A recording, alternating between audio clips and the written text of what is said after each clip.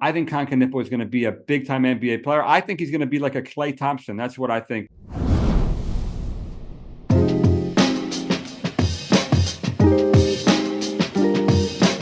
Hello and welcome to the Hoop Collective podcast. We talk about the NBA, except for that's not what we're actually going to do this week because it's the NCAA tournament, and we're going to talk about the NCAA prospects who are soon to be NBA players.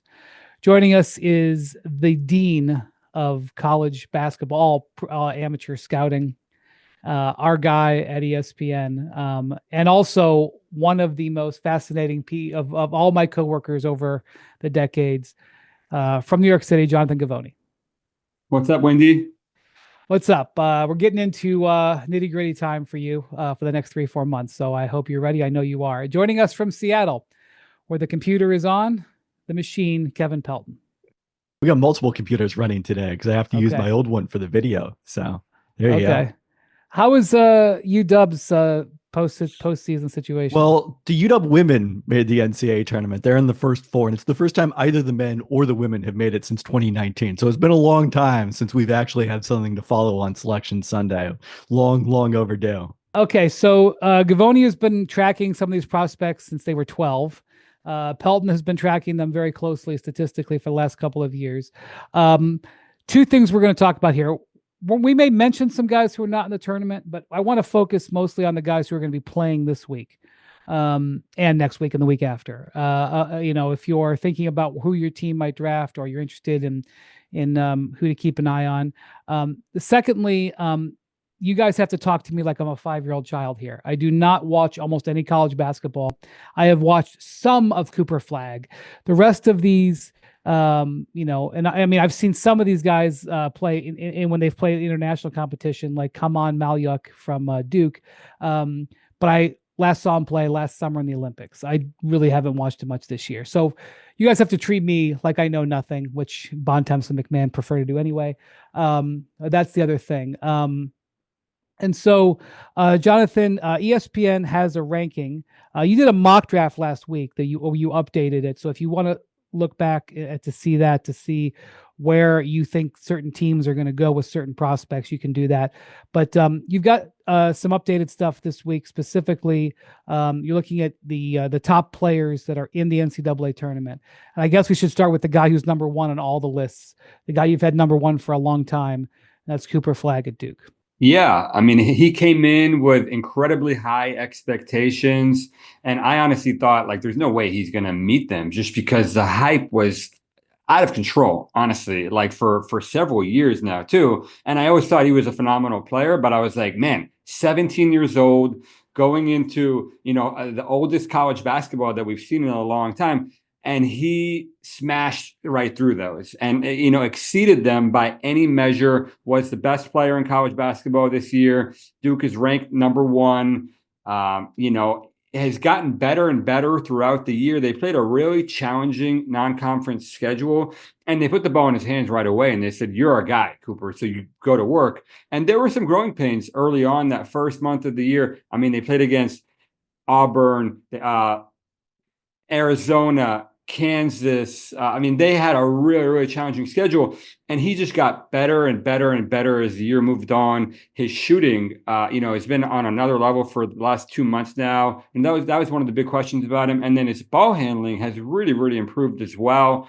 Everybody always thought he's, an incredible defender. He's an incredible glue guy. He does a little bit of everything. He's a great passer. He impacts winning in so many different ways. All that is true, but he really carried Duke at the same time. 30+% usage rate, turned 18 December 21st. And, they lost one game in the ACC. So there's really nothing, to nitpick about Cooper Flagg at this point. He's easily, the number one pick. There's no question about it anymore. Really, the question the NBA teams are asking, they say, where do we put him in terms of number one picks of the past? How do you rank him compared with a Victor Wembanyama, an Anthony Davis, a LeBron James, those type of guys? And I think it's a great question, really. I mean, I don't think that he's, maybe an MVP caliber guy like Victor Wembanyama, but you can't put a ceiling on him just the way that he's improved, how young he is. the many different ways that, that he impacts winning. So, really, really high level prospect. And, I think we all kind of are breathing a sigh of relief here because, first round of the ACC, the quarterfinals, he goes down with what looked like a really nasty ankle injury. I looked at it right away. I said, that's a high ankle sprain. That might be 4 to 6 weeks. That might be the NCAA tournament for Cooper Flagg.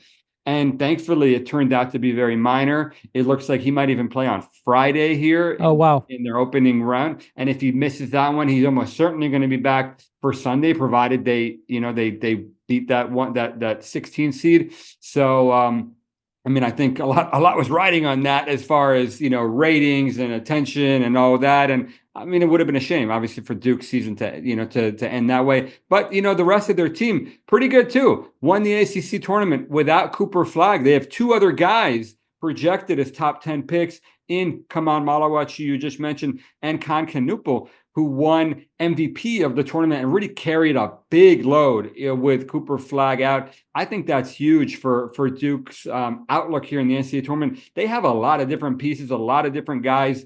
It's not just the Cooper Flagg show. So, I think this is what, the college basketball executives and everybody was hoping for, that, you have a guy who's the star, the face of college basketball at this point, playing for the best team. And let's see how far they can go. This is going to be really fun to watch. Pelton, at the beginning of the season, say the beginning, maybe last summer, I had a couple of scouts who I trusted say, look, Cooper Flagg is awesome. He definitely is at the top of our board, but I'm not saying it's a slam dunk. Like, they were praising these other guys, the guys that Jonathan and Jeremy Wu have 2 and 3, Ace Bailey or Dylan Harper 2, Ace Bailey 3 in his mock didn't make the tournament. So, I don't know what that says for them, but I had got, guys tell me, guys I respect, guys who've been doing it for 20 plus years say, yeah, I like Cooper Flagg a lot, but I'm not, writing it in that he's for sure the number 1 pick. I want to see how this season goes. And as Jonathan said, that's changed. How have you seen, from your perspective, how it's played out for him? Yeah, I think as Jonathan mentioned, one of the things that really struck me last weekend, we were both at the Sloan Sports Analytics Conference in Boston. And, I had a pretty high impression of Cooper Flagg based on my projections, which we'll talk about in a second, and watching him play.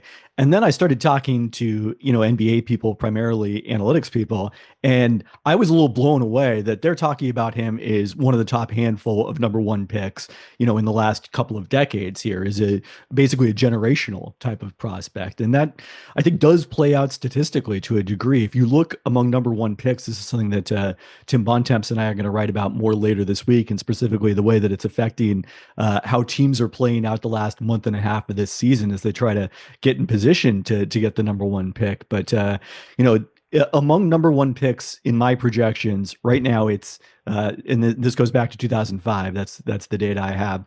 Anthony Davis is number 1, Zion Williamson number 2, and then Cooper slots in right now at number 3.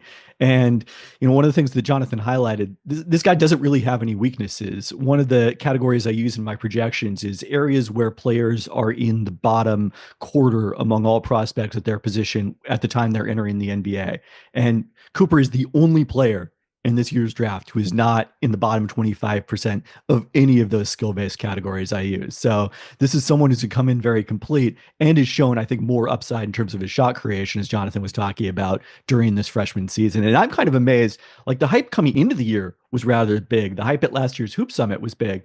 I'm kind of amazed that Cooper is doing this. He's possibly the National Player of the Year on the number 1 team in the country, and there hasn't been more hype during the season, but I think we will start to see it if they make a long tournament run. Which there was certainly for Zion. Yeah. Zion. It's interesting. He doesn't move the needle, like from a media standpoint, the way that you would think in terms of the ratings and all that, I'm surprised that that America hasn't gravitated to Cooper Flagg anywhere near the way that they did Zion Williamson a few years ago. Zion, it was like double and triple, like the ratings that they got. And so I think people are missing the boat a little bit here.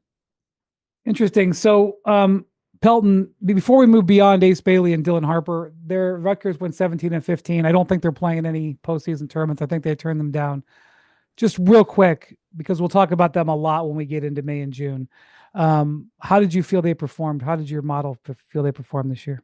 Yeah, I think people are very surprised at this idea, and it is going to be historic if there's two top 5 picks who don't make the NCAA tournament. I think I saw Matt Norlander at CBS Sports do that research, but surely others as well. And I have a perspective on this because I happened to see the number 1 pick in the draft, Markelle Fultz, during his season at UW, where they went 2-16 in conference play, and Lorenzo Romar got fired after the season, in part because Fultz, sat out, was dealing with some injuries late in the year, but it really was kind of revealing in terms of, number one, even the best freshmen, with the possible exception of Cooper, typically are not as good as the best upperclassmen. So, that season, Markelle Fultz was replacing Andrew Andrews, who's a name that Jonathan knows, I'm sure, but I don't know how many of the listeners remember, I don't know who he is. Sorry. Just a European veteran at this point, has never really sniffed the NBA, but he was like as productive as a 5th-year senior as Fultz was as a freshman. So it's like very challenging to build your team around these types of players, especially if you don't have much depth. And this Rutgers team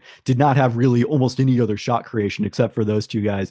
They really missed Cliff Omarui. They had no shooting. They had no bigs. They had nothing, honestly. So I live 45 minutes away from Rutgers, so I went to a dozen games this year. I never once walked away from there saying, I'm really disappointed in the way that those guys look, and I'm really questioning their outlook as prospects. Sorry to cut you up, but I don't, in this era of college basketball, you have to surround your players with high major caliber players. You can't just go grab any old mid-major, low-major guy just because he was born in the state of New Jersey. And that's where I think Rutgers really failed these guys, is that every time that Dylan Harper was, playing pick and roll, he had 2 guys collapsing on him and a third guy, cheating off the corner, ready to dig down. So it's like there was nowhere for him to go. So there were moments where he was overpassing, and then there were moments where he was running into brick walls, and neither of them looked great, but he still had an incredible season. And the same thing with Ace Bailey, a lot more up and down than Dylan Harper from an efficiency standpoint.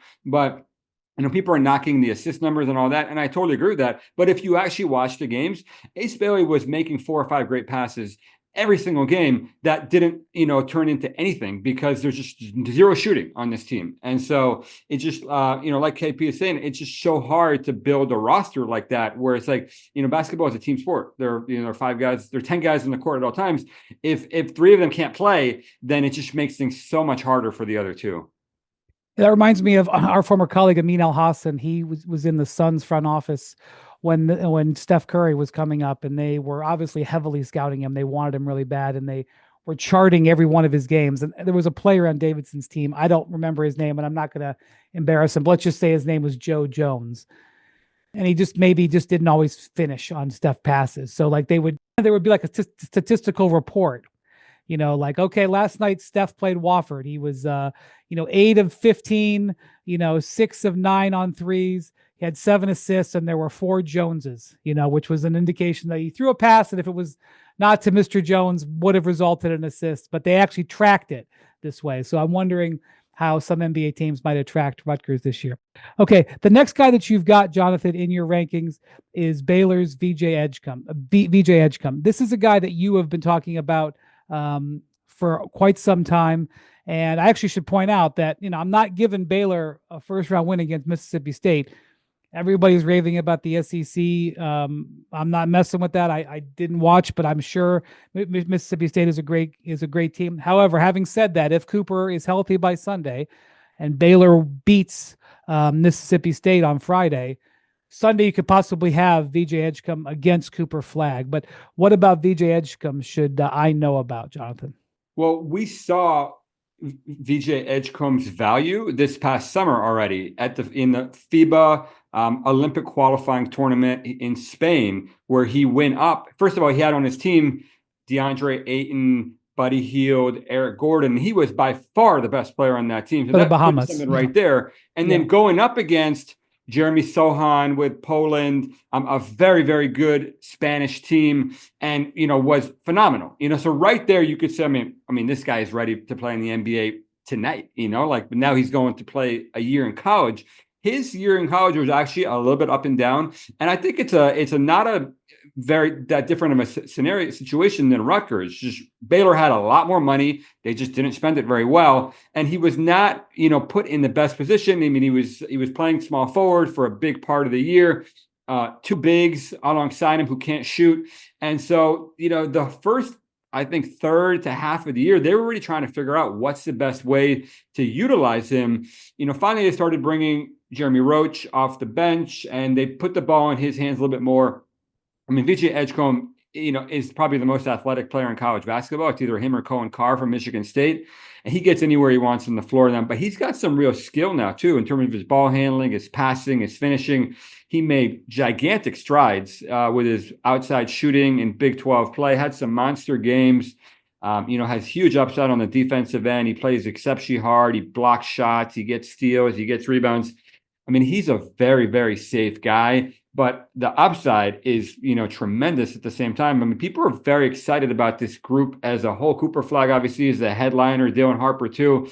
But this, the whole top 5 part of the draft is, very, very enticing. And VJ Edgecombe is a big reason for that. Let's hope, that we get this matchup with Cooper Flagg. That'd be awesome.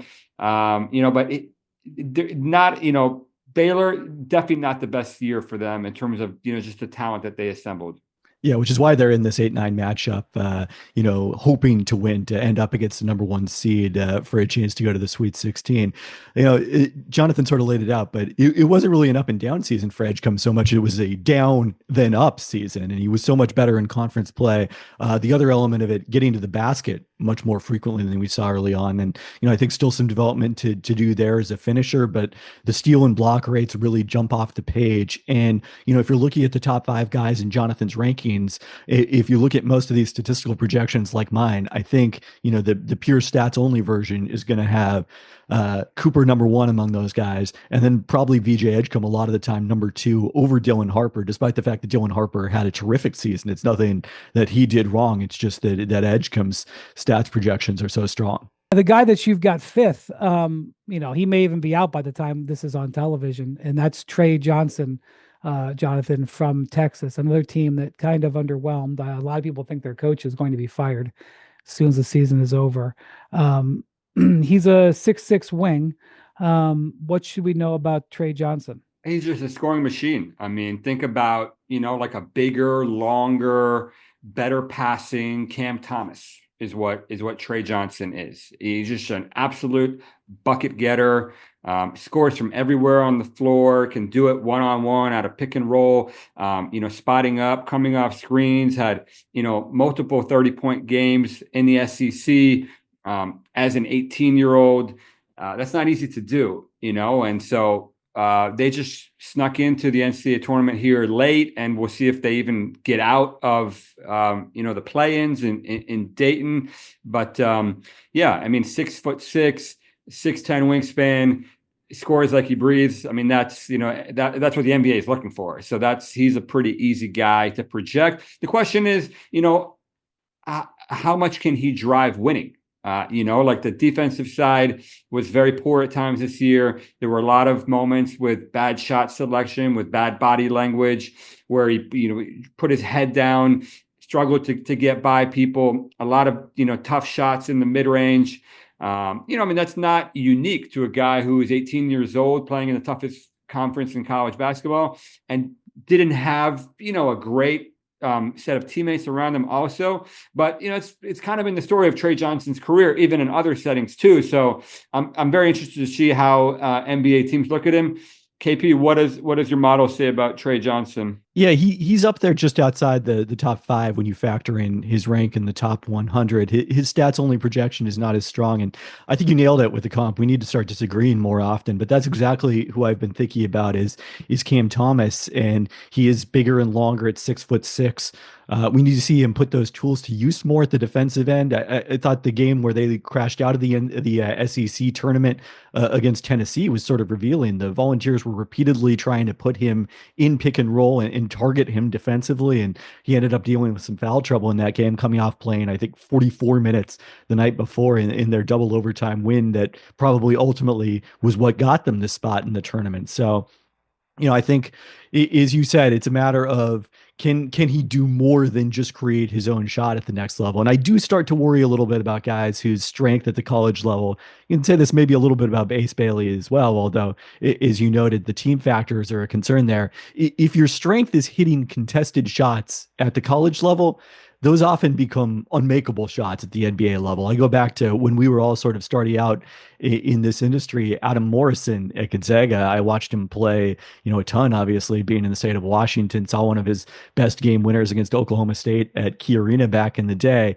And he was an incredible shot maker at the college level, got to the NBA level, and some of those became too difficult for him to even get off. Now, Trey Johnson is much younger, has a lot of room to develop, and Adam Morrison's development was obviously slowed by the ACL injury he had in the NBA. But, that's kind of, I guess, the concern for me is, can he score efficiently in the NBA level, like Cam Thomas has proven he can do? I want to cover the other two Duke guys because you have them ranked 6th and 7th on your list, Jonathan. Knueppel and Khaman Maluach. I have to just say, don't know anything about college basketball. Wouldn't dream of trying to, project this tournament at all.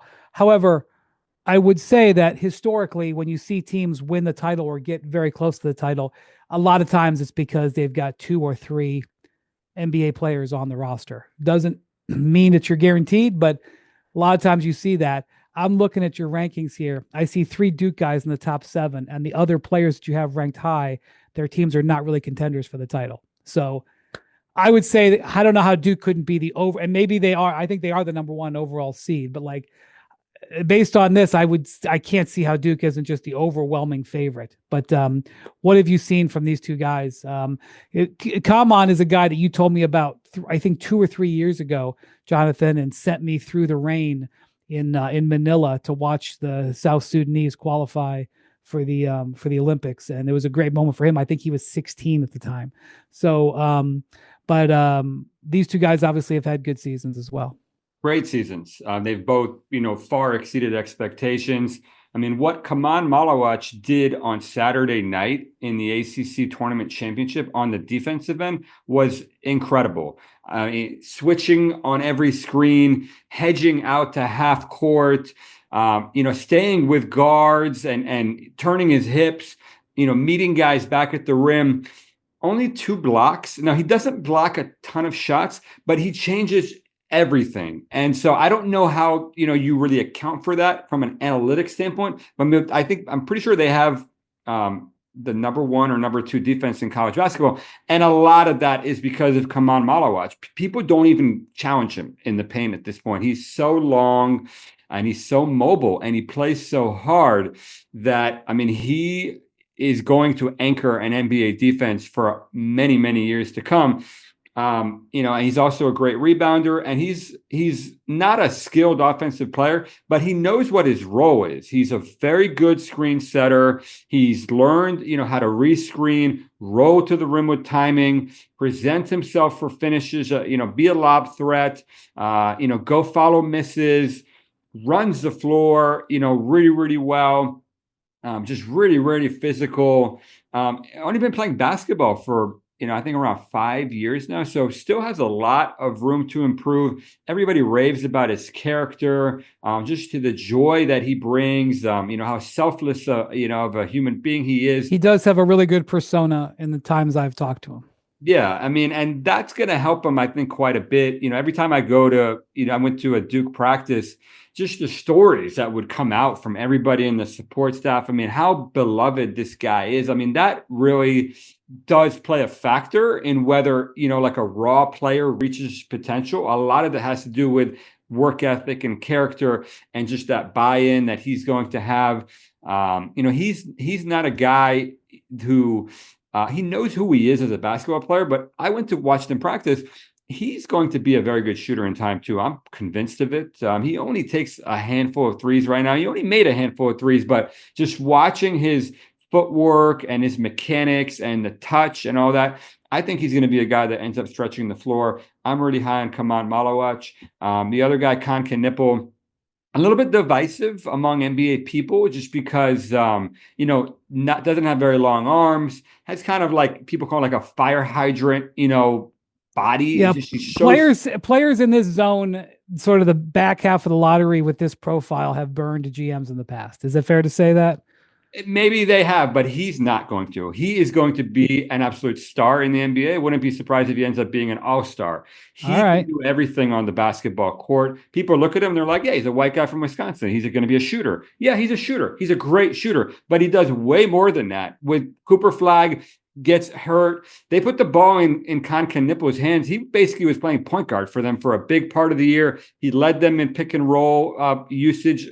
He's a great passer. He has an outstanding feel for the game. Physical, competitive, not a high flyer. People worry about him defensively. I have zero concerns about him on the defensive end. I mean, he's 6'7". I mean, you may have short arms, but he's got good size. He's always in the right spots. I mean, like, he just has a knack for understanding where to be. He knows his scouting report. I think Knueppel is going to be a big time NBA player. I think he's going to be like a Klay Thompson. That's what I think. That's my Pelton, these are strong words from a man who does not hand them out easily. That is very true on both counts. Knueppel is someone who, after I incorporated the Nike EYBL from 2023 into my projections, just finally got that all, cleaned up, that data, and ready to go. And Knueppel played well enough in the EYBL that he shot up to number 2 in the overall projections, ahead of VJ Edgecombe, behind only Cooper Flagg. I can already look forward to the summer. The eyes of Givony likes him. The computers of Pelton likes him. I'm rubbing my hands together here, thinking about what this could mean, guys. Okay. But we'll see. I mean, not all the NBA guys have him in the top 10. So I'm very curious to see how this plays out. This reminds me of Reed Sheppard last year. I mean, obviously Reed Sheppard is not 6'7", but I talked to some guys last year who were ready to adopt Reed Sheppard, and other guys who said I wouldn't draft him with the 10-foot pole. And he can't get on the court this year because of defensive issues. So, now again, not that they're the same player, but I'm just saying, like, it reminds me of that type of discussion. They're cut from the same cloth in terms of just the way the attitude that they bring, and the skill level and the feel for the game and all that. I mean, that's what John Shire told me, like a year ago. He said, you were going to absolutely love Knueppel. This guy is like Reed Sheppard with 4 more inches. Yeah. Which helps a lot. All right. Now we're going to go to this point guard from Illinois. You have him, I think, as the, Jonathan, you've got him as the, number 8 prospect from Vilnius, Lithuania, which is home to many terrific Eastern European prospects over the decades. Definitely comes from a track record of an area that produces players, but is at Illinois. Kasparas, Jakučionis.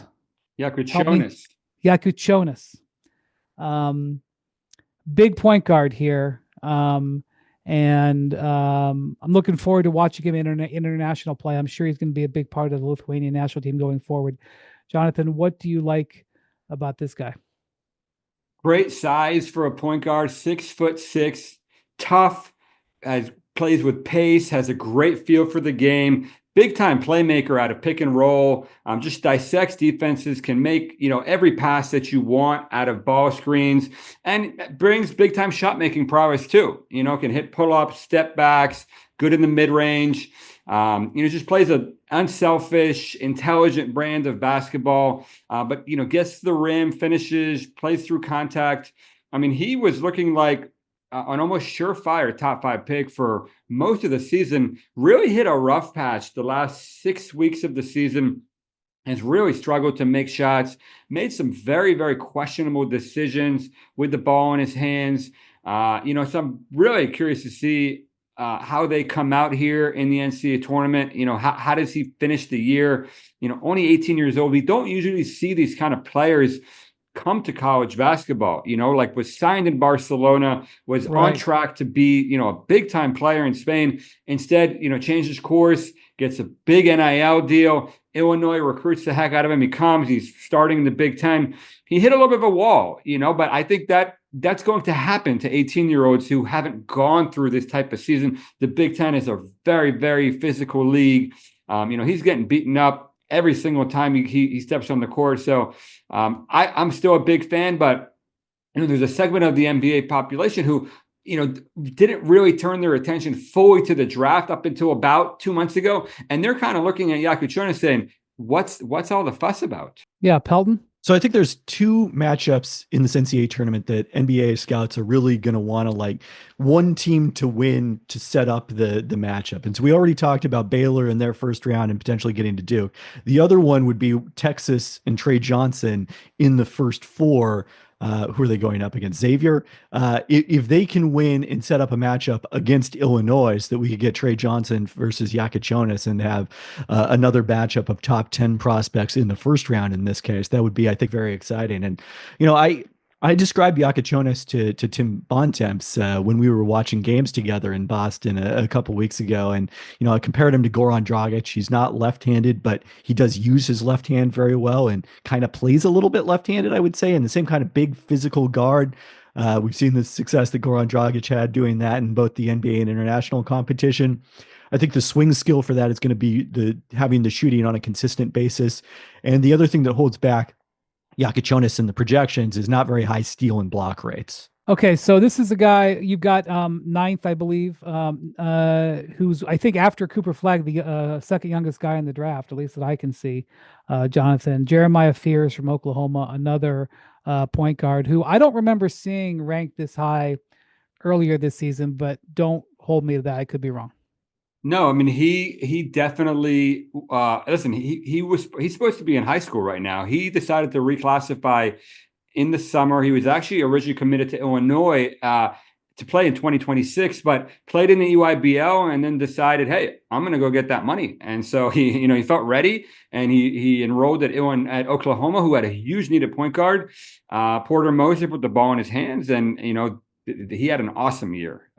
He's been one of the best freshmen in college basketball. 6'4", gets anywhere he wants in the court. Tremendous ball handler, has great pace. Plays through contact a lot better than you would think for a guy with his frame. Just oozing with talent. And so they made the NCAA tournament, which is a big accomplishment for them. They're going to play against UConn in the first round. Not an easy one at all, but I think that's going to be a very interesting matchup just because people get to see Fears, who is ranked in the top 10, and then Liam McNeely, who is a projected lottery pick. So that's the way that the bracket shaped up has really been awesome for all of us. I was thinking about Pelton is in the mock draft that Jonathan put out last week with Jeremy Wu at ESPN. And granted, it can change a lot, but right now he's got Fears going to Houston at the number 11 pick. And again, who knows whether it'll actually be the number 11 pick, but this is the pick that Phoenix actually has to send to Houston. This is exactly the type of player that Phoenix would need. I mean, this is exactly the type of player. Any of these point guards would be the exact type of player that Phoenix would need. Any young player. Yeah, sorry not to take astray the Suns fans. I didn't mean to be mean, but sorry. Go ahead, Pelton. Yeah, I think Fears. It's interesting that it's at Oklahoma, this really high usage role, so kind of similar in some ways to Trae Young during his season there. Obviously, not that kind of shooter, Jeremiah Fears, but still reasonably efficient for a college freshman, given that enormous volume that he was handling. And I think that's what makes him exciting from a statistical standpoint. So yeah, I mean, I have him in the consensus projections in the top 10 as well. And, in addition to McNeely, I think curious to see him go up against Solo Ball, who's had a nice sophomore season for UConn in the backcourt. All right, so wrapping up the top 10 here, Derik Queen, a freshman from Maryland. I know Maryland has had a good run recently. Finally got a big here, Jonathan. This is a top 10 here that where Maluach is the only guy who was really what you would classify as a big man in your top 10, but this guy makes your top 10 at Maryland. A little older, 20 years old, but you must like him for a reason. I mean, the skill level is off the charts. People compare him to like Alperen Şengün. That's his style of play. Great hands, great in the post, big time pick and roll finisher. Very good operating in the mid post, creating his own shot. Can really, really pass the ball. Not a great shooter, and definitely not a great defender. Those are the two areas that people want to see him improve on. He's a little bit stuck between positions. He's 6'9". Is he a 4? Is he a 5? Who does he guard? Can he stretch the floor? There's a certain threshold you need to reach to be able to play that Alperen Şengün or Domantas Sabonis type role where, the offense is being run through you and people are willing to live with some of your defensive mistakes. And we're going to see if Derik Queen can reach that threshold. I mean, the productivity has been phenomenal, especially here late in the year. Maryland had a great season. He was, Big Ten Freshman of the Year. A little bit older, like you said, but coming to the NBA ready to play from a skill level standpoint, from a physical standpoint, not a lot to nitpick, especially on the offensive end. All right, this is a case where the projections diverge a little bit. You'll remember that I love it. Alperen Şengün was number 1 in my model going into that year's draft when he ended up getting taken, I think, 14th. Yeah, and the Thunder traded out of the pick. Like the Rockets traded up to it. Yeah, speaking of things the Rockets benefited from in the draft, but last year's draft had a couple of really highly rated centers statistically in Donovan Clingan and Zach Edey. This year, I think in part because of the fact that the production that those guys had set the bar so high, like therefore the centers aren't really rating as well, at least for me statistically, in this year's draft. And Queen is part of that group where the 2-point percentages for centers tend to be so high. I guess I never talked about Maluach at all. He's kind of similar, I think, in many ways to Mark Williams, who's a guy we've heard a lot about on the Hoop Collective lately. And, he's shooting like 70% plus from the field. Derik Queen, because of the fact, in part because he's spending so much time, on the perimeter or facing up and playing that way, shot 56%, which, now is compared to NBA centers in the NBA is about average. So, you're going to probably subtract a little bit from that as you make the transition from college to pro. So for all of those reasons, he doesn't come out very well. And I think if you're looking for kind of a pessimistic comparison, the guy I think about sometimes in terms of like just not quite skilled enough to get the usage that he did in college when I watched Queen is Thomas Bryant. All right. One guy before we go down the list a little bit, I think we should just bring up because I think he's going to make a run and people will know the name, and that's Jase Richardson, who followed his dad, Jason, to Michigan State. Michigan State's 2 seed, won the Big Ten regular season, 6'3", combo guard, shot the heck out of the ball. Givony, what should I be looking at with Jase Richardson? So he was pretty much like a 3-and-D guy for them for most of the season, coming off the bench, really just parked in the corner like a lot of freshmen do for Tom Izzo. They had Jeremiah Fears' brother, Jeremy Fears, is the point guard. He got sick. They put they put Jase Richardson in the starting lineup, and he's just taken off since then. Way more aggressive with the ball, playing more pick and roll now, has a great pace to his game, feel for the game, is a big time shot maker, plays really, really hard. Some questions about, the upside. He's measured at 6'2". He's not exactly a pure point guard. He, is really mostly looking for his own, but, really smart, tough, incredibly efficient. I'm curious, KP, what does the model say about Jase Richardson? He's a very high BPM guy. I mean, he's a very high efficiency guy. What does your model think about him? Yeah, I think the fact that he came on late is maybe hurting him a little bit here. He's got a lot of strengths. We talked about that earlier. Guys that are in the top 25% of players at their position, his 2-point percentage, his getting to the free throw line, his turnover rate, then, his assist, because I'm treating him as a combo guard, and his usage are still kind of low because of that first part of the season. So, he ends up in my overall projections about where he is in the top 100, but definitely excited about what I've seen from him down the stretch. I hadn't seen him play in a little while until I tuned into the Big Ten tournament this weekend, and I was shocked to see how much he was handling the ball and how many pick and rolls they had going to his left, getting middle. All right, let's talk about some guys that are down the board that you guys are excited about, or at least want to talk about. So Pelton, you mentioned Isaiah Evans, a wing who's at Duke, freshman. I know nothing about him. What should I know? This guy is coming in firing for Duke off the bench. He's going to get threes up and get them up in a hurry. And it's interesting because in many ways, he's the type of player my model should not like. He has very low steal and block rates, which usually tend to be very important. The block rate actually is decent, was at least in the EYBL level, but not filling out the box score with rebounds, assists, and steals at all. And the 3-point percentage that he's had this season, which I think is, in the mid 40s, gets regressed pretty heavily to the mean, the way that my model works, because it's just not that large a sample of attempts. And yet still, because of the 3-point volume, he is in the pure stats model number 2 behind Cooper Flagg. I would not endorse that. I do not think he's the number 2 prospect, but I am very fascinated to see oh my God, what this translates into I'm in the so NBA. excited that a guy that Givony has in the 40s is number 2. Oh my God, it makes Not the me first so time. happy. I know. It Not makes the me so last happy, time. John. No. You guys may have heard it's something the Lakers did with the 55th pick last year. It was minorly discussed throughout the last 10 months or so. They potentially have the 55th pick again this year. Again, I'm just messing around, but that is where Jonathan has this guy. No, 46. I'm sorry. You have him 55th in your mock with Jeremy. All right. Just to be clear, I was, Oh, last week, yeah. But 46th in the NCAA tournament list. Now this is interesting to me because I'm out here in the Midwest, and Drake is 3 straight NCAA tournaments. A lot of interest in Drake in this part of the country. Bennett Stirtz, Pelton.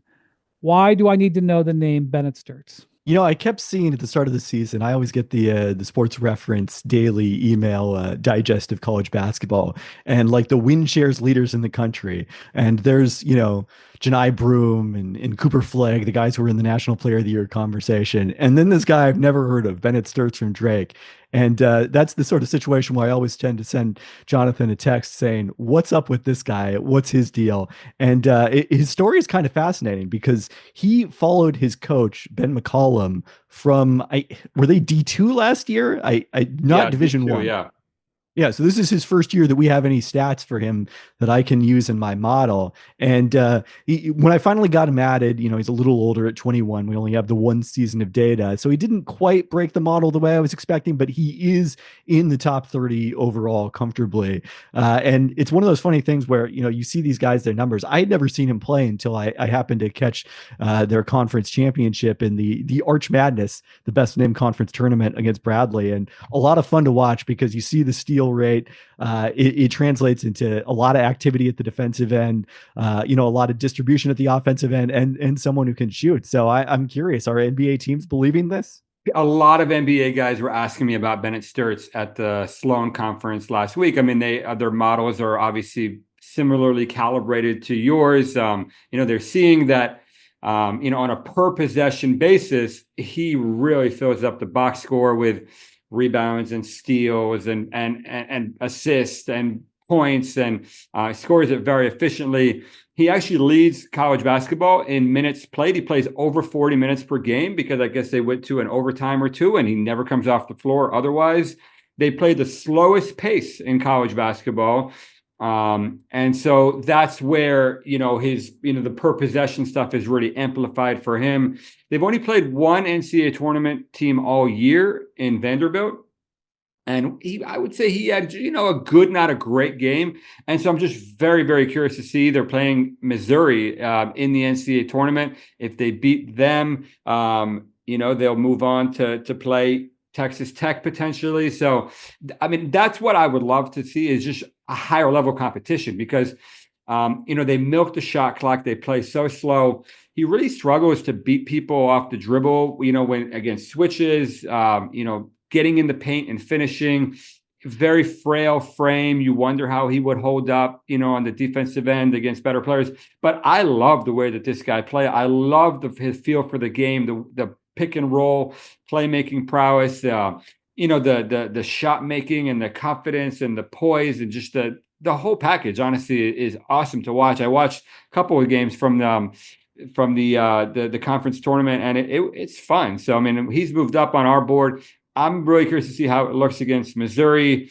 Just their whole deal, everything they do is almost the exact opposite of how the NBA plays in terms of the pace and all that. So I'm curious to see how it translates against a much faster paced opponent in Missouri. Well, Ben McCollum is a name that has gotten a lot of attention in the Midwest this year because this is a guy who was a head coach at Northwest Missouri State for 15 years. He won 3 or 4 Division II national championships. Might have won another because they had this run where they won 3 out of 4 or something, and the COVID canceled it. They didn't play it.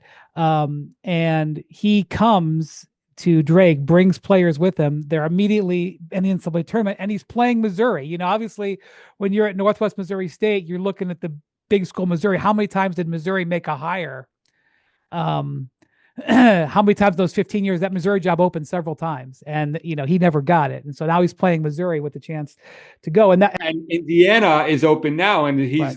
Apparently supposed to be one of the leading candidates, or Iowa, where he's from. Yeah, also I mean, open, Iowa might have fired Fran McCaffrey to hire him. Right. We'll see. The reason Indiana's been rumored is that Indiana hired Kirk Cignetti, from James Madison. Not that I'm comparing James Madison to Northwest Missouri State, but a guy who had success at a lower level, and then he immediately explodes moving to Indiana, and I think they liked that model. And so, if Stirtz plays really well, let's say if they win a game, Ben McCollum gets the Indiana job. Maybe Stirtz plays too well to follow him. I see that'd be a great part of the package, to bring a guy like Bennett Stirtz with you to Indiana, but maybe he's off to the NBA. So probably the best case is if they win and he doesn't play well. I mean, that would be the best case scenario for them. Well, look, I live in Omaha. When Greg McDermott came over from Northern Iowa and brought his son, Doug McDermott, it changed the trajectory of Creighton basketball. They were in the Big East all of a sudden, and now I got Mike Krzyzewski out there advocating for the Big East to merge. They've been in the Big East title game like 4 or 5 years, and I got Mike Krzyzewski out there advocating, for. I can't tell you how much I want the ACC to merge, Jonathan, with the Big East. I would love ACC teams to be coming into Omaha. But anyway, keep an eye on Ben McCollum and keep an eye on Stirtz. Now, he is, let me get your opinion on this. He is 21 years old. Yeah. So if he consulted you, Jonathan, and said, should I go to high major X? Or even if Ben McCollum stays there, or should I go into this draft where people like Jonathan Givony have me in the 40s? Maybe I can elevate. What would you tell him to do? I would enter the draft, go to the combine, and let's see how it translates. Like against high major athletes, you got 2 games there, and people really get to see you in the drills and all that, and get to know you, interview you. And then he can decide from the feedback that he gets, like, am I the 29th pick? Am I the 39th pick? Am I the 49th pick? Am I the 19th pick? And make a very informed decision, because if you're only going to get a 2-way contract, no, then how you go to Indiana, take $2 million. You're crazy. A 2-way is worth $600,000. It's non-guaranteed. So that's the calculation that a lot of guys are going to be making this spring with the NIL dollars that are out there. Another guy that I assume is really high on KP's board is Jaksel Lindeberg from UAB. He's in the 40s on our board. That's 2-way contract territory. He's going to get $1.5 to $2 million at the bare minimum. Do you take that 2-way for $600, or do you go take the $2 million? It's not an easy decision for a lot of these guys. Okay, before we go, we've gone over these guys. Lots of insight. I've learned a lot here today. Pelton, one guy that you think could be the March darling that nobody's talking about, but we could all know in 2 or 3 weeks. I mean, it's going to take a major upset because his team doesn't have the talent it had last year. Tyler Kolek and Oso Ighodaro are both in the NBA, but Cam Jones and Marquette, to me, is just getting entirely slept on as an NBA prospect. And if they can knock off Michigan State to get to the Sweet 16 as the 7th seed, I think that would be huge for his stock. Jonathan, you have anybody? Danny Wolf. Maybe the most unique player in college basketball, 7 feet tall, plays point guard quite a bit for Michigan, big time pick and roll player. Has a really interesting matchup with UC San Diego, one of the best mid majors in the country. If they win that, they would move on to play. Who do they have after that? Texas A&M. So Danny Wolf is the guy that I'll be following very closely. Thank you guys so much for your insight. I really appreciate it. I depend on you to make me not sound so stupid when it comes to college basketball. Thank you to Jackson, our producer. Thank you for watching and listening to the Hoop Collective. We'll talk to you later this week.